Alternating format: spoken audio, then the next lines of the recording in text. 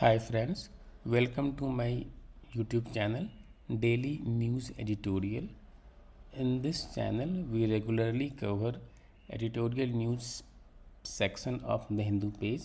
In this video, I will be talking about an article published on 14th of July. This article is about Euro 2020 football game that just concluded.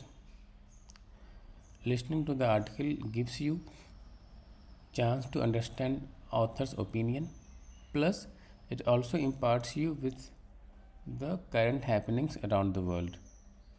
So let's begin. Redemption Road. Despite the violence of English fans, Euro 2020 will be remembered for good football. Sport is replete with redemption stories. Replete मतलब भरा हुआ है.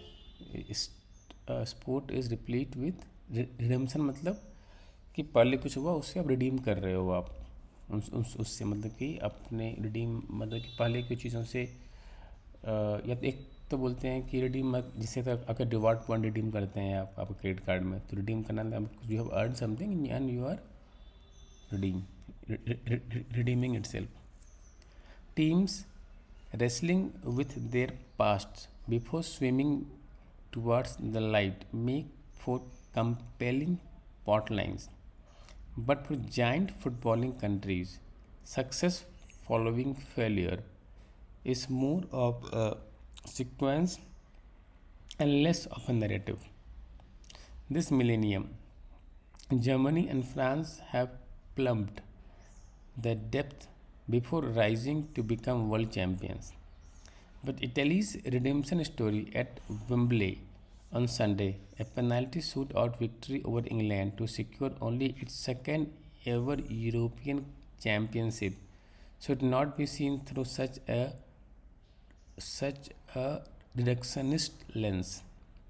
The triumph represents the transformation of a proud but dogmatic footballing nation into a modern, forward looking side with the singular aim of coming out of one of its darkest chapters of not qualifying for a World Cup 2018 for the first time since 1958.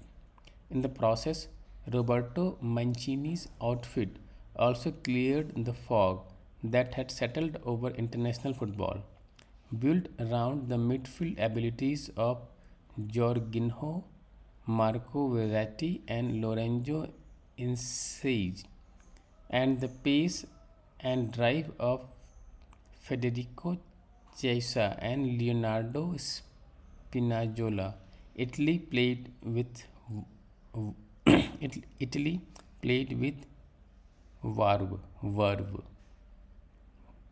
Veteran defenders Giorgio Chiellini and Leonardo Bonucci ensured it also displayed old school nous, together with the goalkeeping brilliance of Gianluigi Donnarumma, player of the tournament. The Azzurri beat number 1 ranked Belgium, number 6 Spain, and number 4 England back to back to claim their first major trophy since the 2016 World Cup. All the names are really difficult to pronounce. Okay, let's continue. Italy, no doubt, had a generation of players schooled in progressive methods since their youth.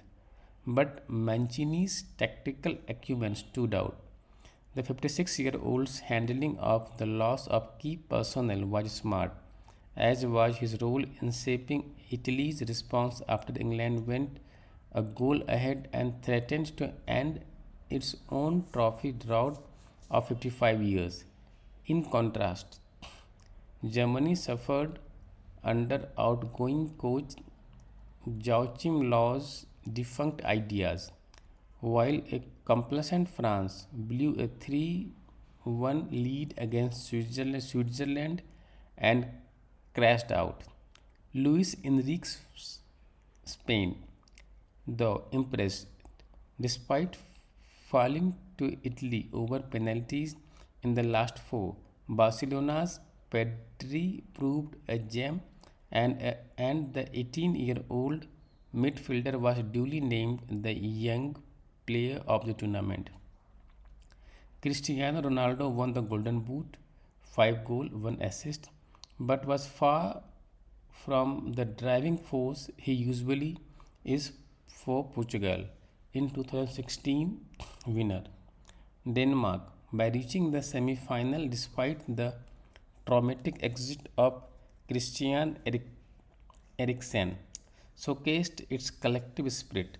The only discordant notes in an otherwise excellent competition were English fans' violent behavior on the final day and the racist attack on players who erred in the penalty shootout.